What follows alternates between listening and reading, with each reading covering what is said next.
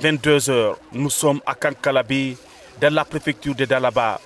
Dr Dansa Kourouma et sa délégation ont été accueillis avec enthousiasme par les populations de Kolladé au rythme des danses folkloriques et des sonorités traditionnelles du Fouta Djallon. Cette mobilisation festive témoigne de l'adhésion des habitants aux idéaux de développement portés par les autorités guinéennes sous la conduite du président de la République, le général Mamadi Doumbouya. Kankalabé réaffirme son adhésion indéfectible au Conseil national de la transition et au CNF. Nous croyons fermement en votre capacité de jeter les bases d'une Guinée prospère et unie.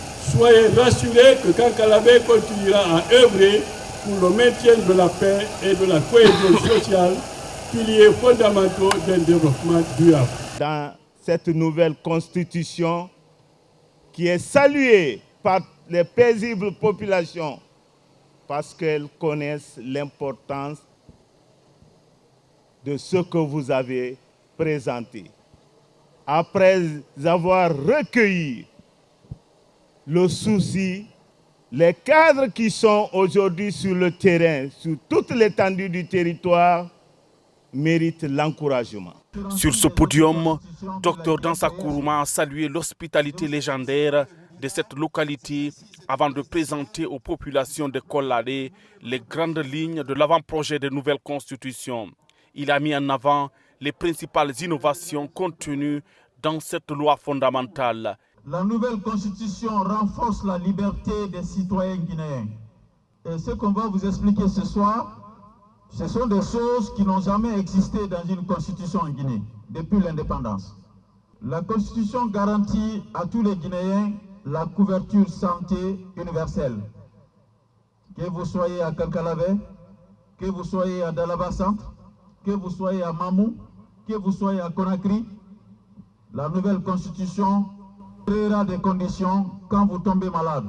Que vous ayez de l'argent ou pas, l'État a l'obligation de créer les conditions pour vous soigner gratuitement.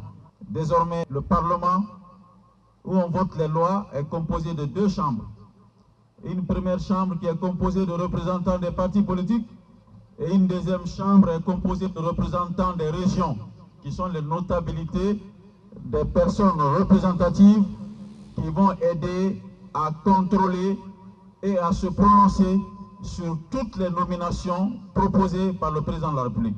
Désormais, les richesses de la Guinée seront réparties équitablement entre les régions de la Guinée. Aucune région ne sera supérieure à l'autre par rapport au développement, construction des routes, des hôpitaux, des écoles, des centres de santé. Finalement, tout sera reparti en fonction des besoins de la population et de manière équitable. Les sages de Kolladé, prenant la parole, ont exprimé leurs félicitations au Conseil national de la transition pour son approche inclusive dans l'élaboration de la nouvelle constitution.